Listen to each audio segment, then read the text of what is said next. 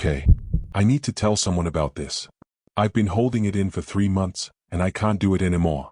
If I don't say it out loud, if I don't put it into words, I think I'm going to lose my mind. It started the night of February 14th, Valentine's Day. I remember because I had spent the evening alone, avoiding social media, avoiding the happy couples posting their dinner photos. My mother always sent me a card on Valentine's Day. Even as an adult, even when I told her she didn't need to. Every year, a card would show up in my mailbox with her neat, careful handwriting. But that year, there was no card. My mother had died 10 months earlier. A car accident. Rainy night, slick roads, a truck that ran a red light. The police said she died instantly. They said she didn't suffer. They always say that, don't they? I don't know if it's true or if they just tell you what you need to hear. I went to bed around 11 that night. Nothing unusual. My apartment was quiet. The street outside was dark. I fell asleep quickly, which was rare for me since the funeral. And then my phone rang. The sound pulled me out of a deep sleep. That groggy, disoriented feeling where you don't know where you are or what's happening. I fumbled for my phone on the nightstand. The screen was blindingly bright in the darkness. The time read 3 a.m. Exactly. And the caller ID. The caller ID showed a name I hadn't seen in almost a year. Mom. I stared at the screen. My heart was pounding so hard I could hear it in my ears. I told myself it was a glitch. A robocall spoofing her number. Some telemarketing computer that had her contact information still stored in its database. That happens, right? That's a thing that happens. The phone rang 4 times. Then it stopped. I didn't answer. I couldn't. My hands were shaking too badly to even swipe the screen. When the ringing stopped, the silence that followed was worse. I sat there in the dark, holding my phone, waiting for something. I didn't know what. A voicemail notification. Another call. Something. Nothing came. After an hour, I convinced myself it was nothing. A glitch. A wrong number. Something explainable. I went back to sleep, but I didn't sleep well. The next night, it happened again. 3 a.m. The phone rang. The screen lit up with that same impossible name. Mom. This time, I answered. I pressed the phone to my ear. My voice was barely a whisper. Hello? Silence. Not complete silence. There was something on the other end. A faint sound. Like wind. Like someone breathing very far away from the receiver. And underneath the breathing, something else. A crackling sound. Static. But rhythmic. Almost like a heartbeat. Hello? I said again. Who is this? The breathing continued for maybe 10 seconds. Then the line went dead. I called the number back immediately. It rang once. Twice. 3 times. Then voicemail. My mother's voicemail. Her voice, bright and cheerful, the way it sounded before the accident. Hi, you've reached Diane. I can't come to the phone right now, but leave a message and I'll call you back. Have a blessed day. I hung up. I couldn't leave a message. What would I even say? I called my phone provider the next morning. I explained what was happening. The woman on the phone was patient with me. She checked the records. She confirmed that calls had been placed to my number at 3 a.m. on February 14th and February 15th. But when she looked at the originating number, she paused. Sir, she said slowly. This number, it's been deactivated for almost a year. There shouldn't be any calls coming from it. I felt cold. The kind of cold that starts in your chest and spreads outward. Can you block it? I asked. We can try, she said. But if the number is deactivated, there's nothing to block. The calls shouldn't be possible. They blocked it anyway. Or they said they did. That night, I stayed awake. I sat in my living room with all the lights on, drinking coffee, staring at my phone. I watched the clock on the wall tick past midnight. Past 1. Past 2.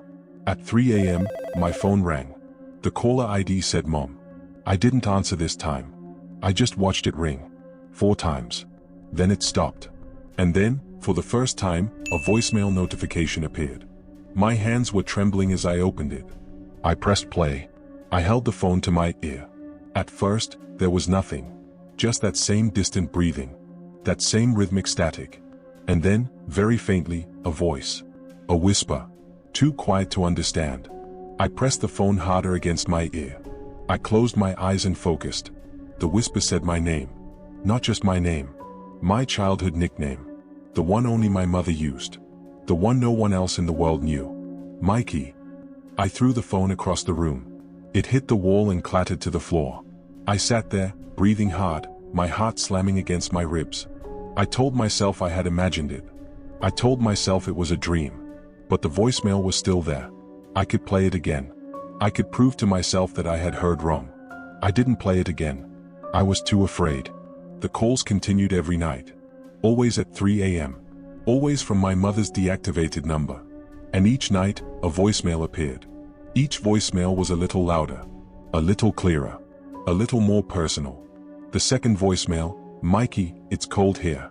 It's so cold. The third voicemail, Mikey, why won't you answer? I just want to talk to you.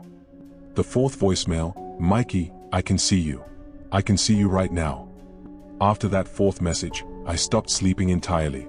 I would lie in bed, staring at the ceiling, waiting for 3 a.m. Dreading it. But also, in some sick way, needing it. Needing to hear her voice. Needing to know what she would say next. Grief does strange things to you. It makes you want things that hurt you. On the 10th night, the voicemail was different. It wasn't a whisper anymore. It was my mother's full voice. Clear. Strong. Alive. Mikey, I need you to do something for me. I need you to come to the place where I died. I need you to come at 3 a.m. There's something I have to show you. Something important. Please, baby. Please come. The message ended. I sat in the dark, my phone clutched in my hands, tears streaming down my face. I missed her so much.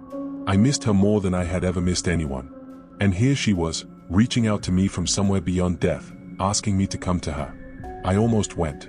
I almost got in my car and drove to that intersection where her life ended. But something stopped me. A small voice in the back of my mind. A warning. What if it wasn't her? I started researching. I read about grief hallucinations, auditory pareidolia, the way the mind creates patterns out of random noise. I read about phone scams that use deceased relatives' numbers. I read about sleep deprivation and its effects on perception. None of it explained how a deactivated number could place calls.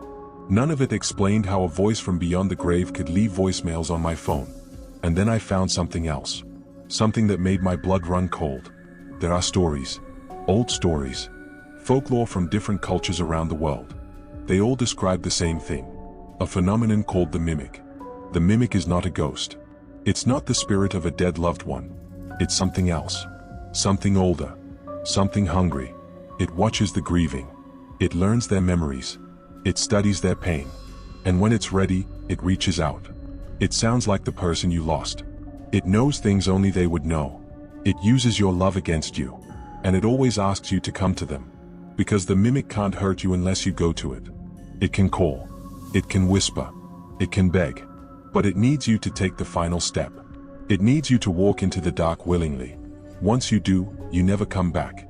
The people who write about the mimic online, the ones who claim to have encountered it, they all say the same thing.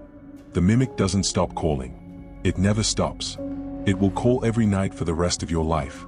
The only thing you can do is never answer. Never listen to the voicemails. Never, under any circumstances, go to the place it asks you to go. I stopped listening to the voicemails after that. I would see them appear on my phone every morning, and I would delete them without playing them. It was the hardest thing I've ever done. Every deleted message felt like losing her all over again. But I knew it wasn't her. It was never her. The calls still come. Every night. 3 a.m. The screen lights up with her name. I put the phone face down and wait for it to stop. Sometimes I cover my ears. Sometimes I hum to myself so I can't hear the ringing. But last night, something changed. Last night, the call came at 3 a.m. like always. I did what I always do. I put the phone face down. I covered my ears.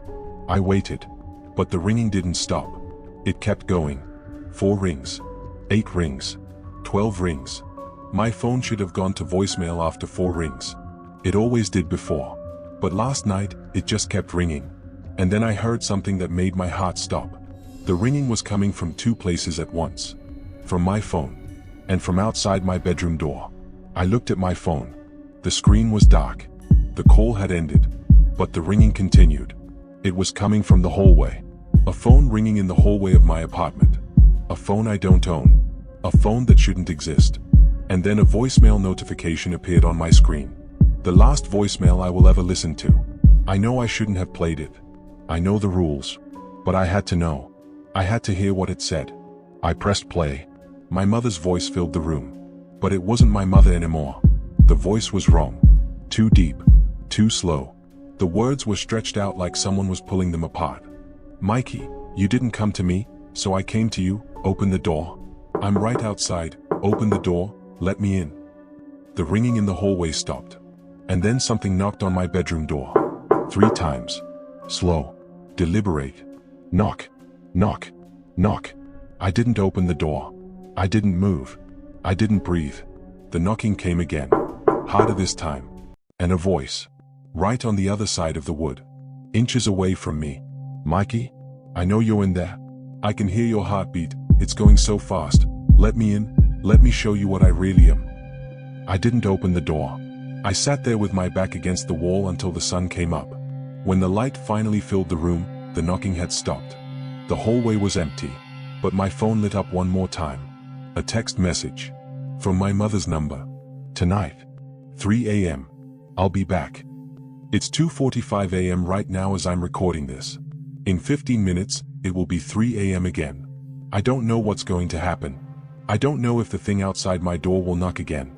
I don't know if this time, it will find a way in. But I needed someone to know. I needed someone to hear this. If you're listening to this recording, it means something happened to me. Or maybe it means I finally opened the door. If you ever get a call from someone you've lost, don't answer. Don't listen. Don't be like me. Because it's not them. It was never them. And once it knows you're listening, it will never stop. It's 2:58 a.m. now. 2 minutes left. I can already hear something in the hallway. A faint sound. Like breathing. Like static. Like footsteps. God help me. It's coming.